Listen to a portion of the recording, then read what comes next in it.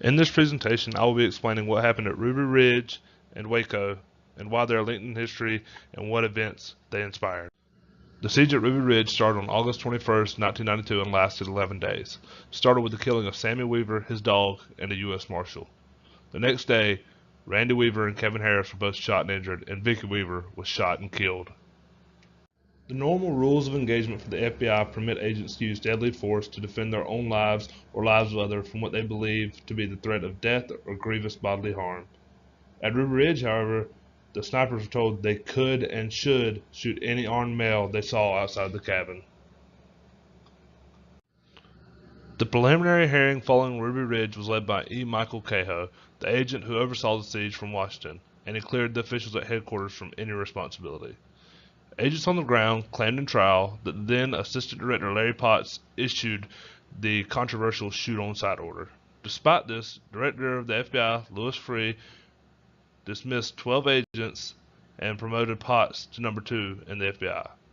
It is only after Cahoe fails a polygraph and admits to shredding documents that could incriminate officials at headquarters that any action is taken to punish the higher-ups. Cahoe is suspended and Potts is demoted. The government then settles with the Weaver family for $3.1 million.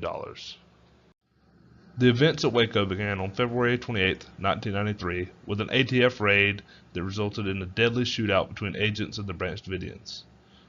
No one knows who shot first, but 4 ATF agents and 6 Branch Davidians were killed in the initial raid. It resulted in a highly televised 51-day standoff that ended in a fiery death of 75 Branch Davidians. The raid at Waco was supposed to turn the tide of negative feelings toward government agencies. ATF PR Director Sharon Wheeler was even standing by nearby to hold a press conference following the successful raid. This backfired, however, costing the government $13 million for the standoff and another $1.3 million in damages to the survivors. The tactics of blaring loud music, shining spotlights on the complex all night, and cutting the power so they would be, quote, as cold as the agents outside were, garnered some negativity. On April 19, 1993, eager to end the standoff, FBI agents in charge decided to deploy tear gas to get the Branch Davidians to come out. They used a tank to punch holes in the building to shoot the non-pyrotechnic tear gas grenades through.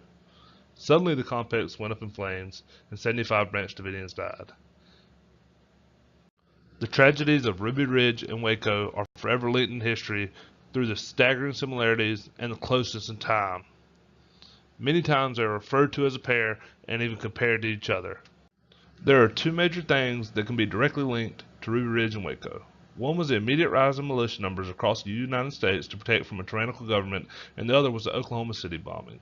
McVeigh writes in his letters that the occurrences at Ruby Ridge and Waco were driving forces that compelled him to commit that terroristic act that killed 168 people.